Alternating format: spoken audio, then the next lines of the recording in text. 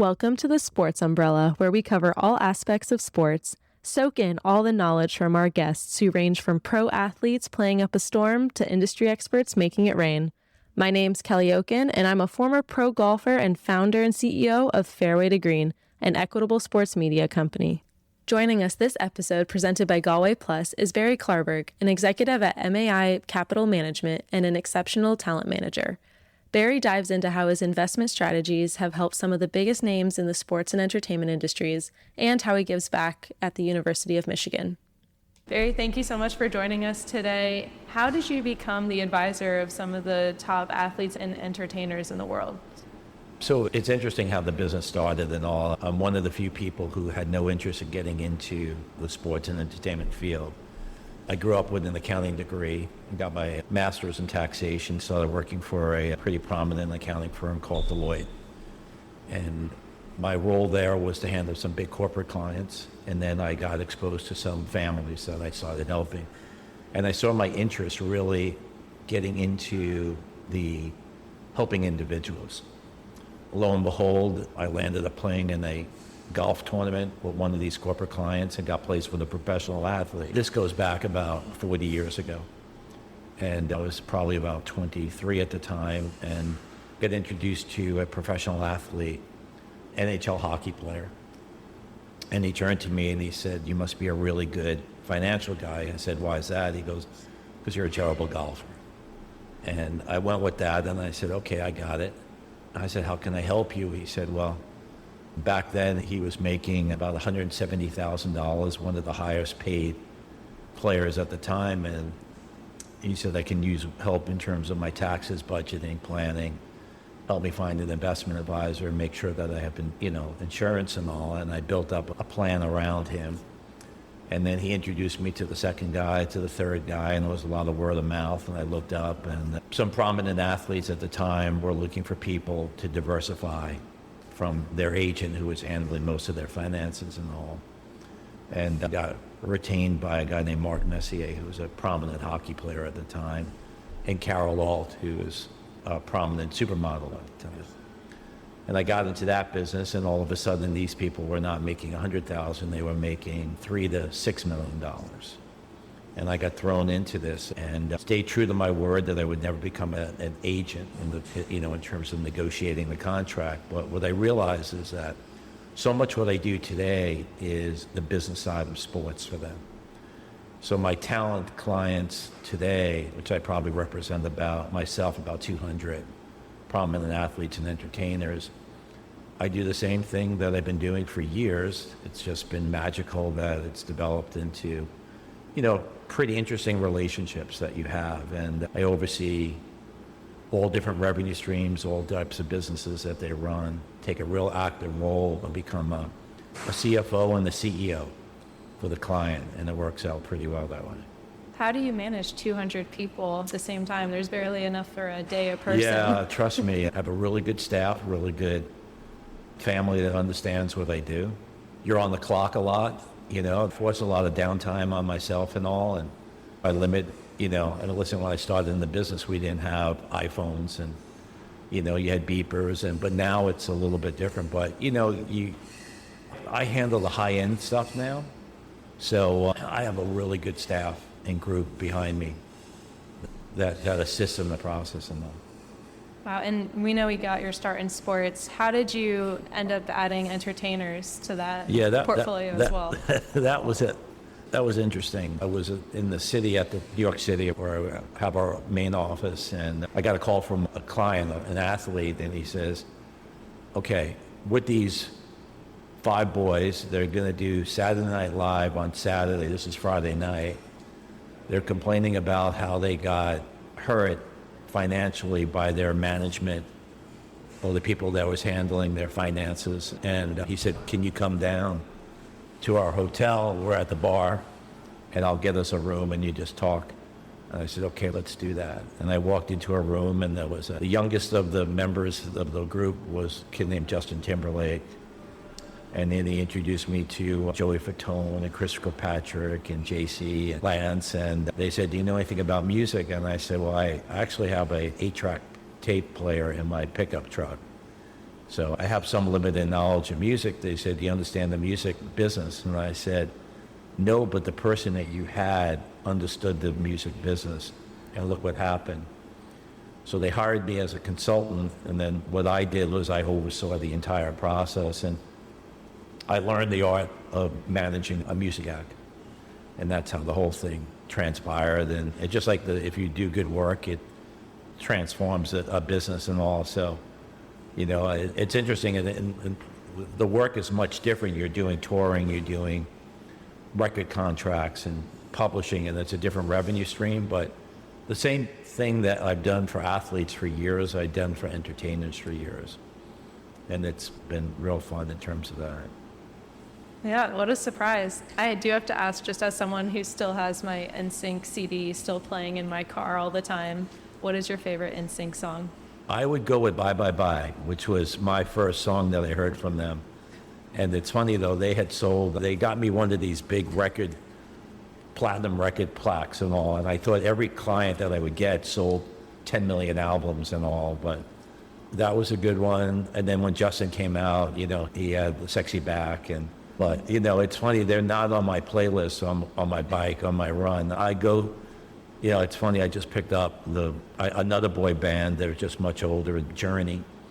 And it's funny how things happen and all, and now I'm dealing with two 70-year-old owners of a business and all, but I stay relevant because I have, if you do good work, you'll get referred. And a few years ago, we got referred to a DJ, John Summit, and I actually took him under my wing. I'm a professor also at the University of Michigan, and I had him come in to teach a class with me. And I was surprised I have about 100 students in the class, but I had like 500 students sitting outside, or other students sitting out there, mostly women, obviously. And then it was fun to be part of their lives, and you watch how they transform. So my clients today could range from, a 26-year-old to a 76-year-old in the entertainment field.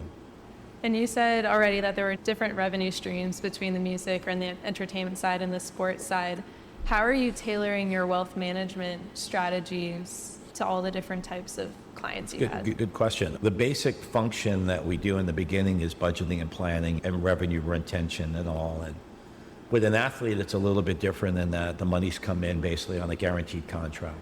And the guaranteed monies come in either from endorsements or the player contract, and you have a pretty good idea of what the expenses are. You take that money and then you set up an asset allocation and risk tolerance management.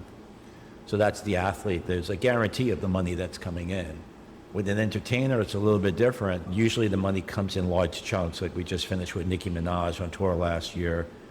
She did over $100 million of ticket sales. And so you get this large chunk, and then you have to make that work for, because it's a different revenue stream that comes in. It's most of the money that gets made from touring, but, there's ancillary businesses that they get involved in. And then it comes down to risk tolerance. One of the classes that I teach is on risk aversion. So when I start with a client and I say, if you gave me $10 million to invest your money, or $1 million, and it dropped down 10%, are you upset? And most people are not. And I said, you will lose money when you invest in the markets. Be prepared. People want to win, they don't want to lose. So the process that I go through it, the client is just, I was trained by a Nobel laureate named Danny Kahneman. And what Danny taught me was, regardless of how much people think they want to lose, when they lose money, they're not happy. And you have to plan for those times and all. But regardless of the client, and we also have corporate clients, or families that we represent as well. And it's diversification of the asset and all. But it's interesting. I went to a seminar today, and they talked about all the opportunities of investing in sports. And you think about it, you don't want to have all your eggs in one basket. So if I have an athlete, he'll say to me, I want to buy this in sports. I want to get involved in this sports. And I said, so much of your life is stuck in sports. Let's diversify into other types of investments. And so I'm always like cutting down the amount of private equity for liquidity purposes or real estate. The natural progression for an athlete today, without any type of knowledge, is like, I want to buy a house, want to buy real estate, want to buy private, want to get rich quick. I want to double my money real quick, and that's not the process that they should adhere to. It's more of a diversified, work through the process. GalwayPlus is the proud sponsor of the Sports Umbrella. GalwayPlus Sports and Entertainment is the first of its kind platform in the wealth and risk management sectors designed to cater to the diverse needs of affluent individuals, teams, leagues, and organizations operating within the sports and entertainment industries. Learn more at GalwayPlus.com. It sounds like education plays a big role in your day-to-day job. Yeah, How do you execute on that? Yeah, it's all about education at the end of the day. You try to make them smart. They don't have to understand. They should understand the major premise of what you're trying to accomplish. Some of it gets technical. I mean, we had a situation I just finished with a kid, a U.S. player who plays in the Premier League, and it's a very high-level tax structuring that I went in there and I said, I'm like a surgeon. And he's like, how come nobody knew about this? I said, I don't know. I know about this. And I was able to go in there and bifurcate the contract, split it up between name, image, and likeness before there was anything to. And this was just on the European side, to split up the revenue streams. And it saved him millions of dollars. And he's like, great, you know. He has to know enough about it, and the agent has to know enough about it. The bottom line is, you know, I have the attorneys coming in and papering it all so they see the whole process that goes on. But it's clearly education, and I've been a big proponent of always giving back and teaching. So I've taught the last 10 years between where I went to school and Michigan the last 9 years. And then before that, I taught a very technical tax when I came out of graduate school. I taught then. And it's interesting, if you teach somebody, I learned one thing, if you turn to your class and says, does everybody understand what I did? That means people don't understand. If you have to ask yourself, do people understand? They don't understand. And it's the process that I go through, and it helps me develop opportunities. You know, class I teach at Michigan is business development in sports. And we go in there and we try to figure out, you know, nuances and the new things in the business and all. So it's staying current at the same time. That's incredible. And where do those students want to end up after taking your class and after graduating? What sort of roles do they want to go into? Today, I have students that run teams. I have agents. I have sales and marketing, branding. It covers all aspects of the sports world and the entertainment world. It could be in the teams. I mean, one of my students right now is probably running one of the heads of Fanatics right now. Wow. And it's fun watching them develop, and I get them to come back to the class and give back and all, and you know, but now you get invited to their weddings and they go through the whole process of what they're, you know, living their lives. But I probably, out of the 1,000 students I've had at Michigan, I probably stay in contact with about 100 on, you know, texting, how are you doing, you know, so it's fun. That is fun. For those who aren't enrolled in Michigan, what advice would you give to them if they wanted to get into this industry and couldn't take your class? What I tell my class is that don't think you need to get into sports right away. I prefer, if you look at the main people in the industry right now, the people really running the industry, there was an attorney who spoke today at this conference. He was a great litigator before he became a sports person. I was a great accountant, financial person, CPA, before I got into it. Don't think you have to jump into sports. If you want to get into sports marketing, maybe you should take a job in just marketing with a company and learn the art before you get into the sports world. When I went to school, there was 2 schools that had sports management programs. Today there's 400, which means that this is a hot, popular topic. Everybody, you know, every child who, you know, goes to business, I want to get involved with sports. You know, it's a fun. But I think a lot of people will tell you, earn and understand your art of, if it's marketing, branding, law, accounting, finance, investments. To be a good investment advisor for an athlete, you have to be a good investment advisor, period. And don't think you can just jump into sports and all. And just because you're a former athlete, I see a lot of former athletes just immediately jump in there. I hired a former Michigan player who played in the NFL for 5 years, and he goes, I'm going to go after all these athletes. I said, no, that's not what I want you to do. What I want you to do is that people want to be around you because you're an athlete. And you should go after corporate people, go after business people, go after people other than in the sports field because everybody's going after the same client. You have to differentiate yourself. So I find that to be, a little differencing in our business. So. Yeah, very clever.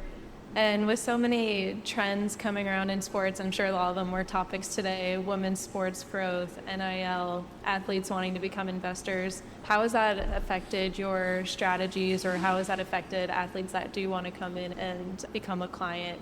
Do they want to go big? Yeah, it's an interesting market right now, and I tend to stick to the basics and all when it comes to, like they were talking about, like investing in women's sports and all, and I can hear all the positives, and then I can tell you that, you haven't had the big returns that you have in men's sports and all. And then when, it's interesting, about 10 years ago, I made a decision with a client who came to me. He said that he was a corporate person. His company went public and came into a sizable amount of money, and he said, I want to buy a baseball team. And I said, why? He said, I want to get into sports. I want to diversify it. And I said, what comes with the purchase of a team comes a lot of responsibility. It's like a superhero conversation. And I convinced him to not only get into sports, but in lieu of buying a team, buy a fraction of a team. And today you can buy a pickleball team for a few $1 million, or you can actually buy a piece of a franchise, a pro franchise. And as opposed to running it, you become an investor. You have to figure out where your investment mind is going. And so with this particular client, we landed up buying a nice sized piece of the New York Yankees. And I landed up investing along with him in the deal. And I said to him, let's watch the appreciation. And it went to $1 billion valuation to today. The Yankees are valued at probably 8 to 10. And I did the same thing with Justin Timberlake with the Memphis Grizzlies. We paid $300 for the team, piece of it. Today it's worth $3 million. And I like the diversification, and I like the passive monies, not the active monies. And that's a decision that, that I make. So, but a lot of things today come with a lot of risk. And when it comes to sports, I don't mind the diversification into the sports as an asset class. I just prefer to do it at almost like a guarantee. I read up on the piece. I had a client who was looking to buy a soccer club in Europe, where he had to run the team, take on financial responsibility, or buy a piece of the Buffalo Bills. And I said, let's go with the Buffalo Bills, because it'll escalate your brand as well when you're involved with that. All of a sudden now he's attached to a major thing, and client is Josie Altidore, and he got a call from the commissioner, and he made the announcement at the draft picking the Buffalo Bills player and all. And that throws you into a different club.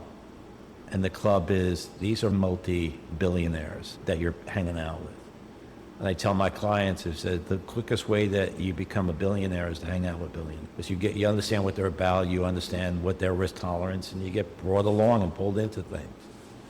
So I talk about in the class women in sports, Dominican, baseball, and the change of, that right now 50% of all baseball players are Hispanic in the pro level, and that's a changing business.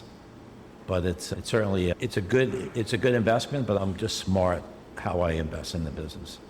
That sounds like you're being patient and seeing how it plays Real out. patient. I'll turn down the investment in an F1 club. I like the known values. It's like it's risky enough, and I'd rather reduce the risk. But the biggest returns are coming. I've watched people who bought teams, basketball teams 5-6 years ago, who have quadrupled their monies. And to me, that's the truth of the investment market. That's really fun to see. I'm excited to see where it is in 5 years, especially with everything going on in college right now. With all college is interesting. You need guardrails up. This thing has been taking way too long. It's unfortunate that it's where it is right now. When Congress, it was actually the Supreme Court when they came out with their ruling, and it said the schools should not stand on the backs of the players to make money. It was said so that the player could earn money as an athlete. If I had a dance student at Michigan, she can play or she can perform in the ballet in DC and get paid. The athlete can't. And I understand that, but the way it came about, without the guardrails, they just said, okay, you can make money now, and I think you're going to probably see some changes in the next year, but I said this a year ago. So it keeps on. Still going. Still going and all, so. Do you foresee any college students becoming clients now that some of the bigger NIL earners? We have some large, but it's not my market. I help my students, but it's, any entry-level player right now will have to, baseball, you need to wait 10 years before you make any significant money. Basketball, you can make some good money that, but you don't get your maxed out deals until you're 4 years in. Football, it's not guaranteed. They make money, but right now, the clients I'm looking at more mature clients in my life. Maybe it's just my maturity that, But my group in my office and my company, we try to help those athletes. But at the same time, we realize that you have to put a lot of time and effort into that for the return on the investment. That makes sense. I'm going to close with a really corny NSYNC joke, but bye, bye, bye. Thank you so much for being on the show. My pleasure. Really enjoyed it. Thank you.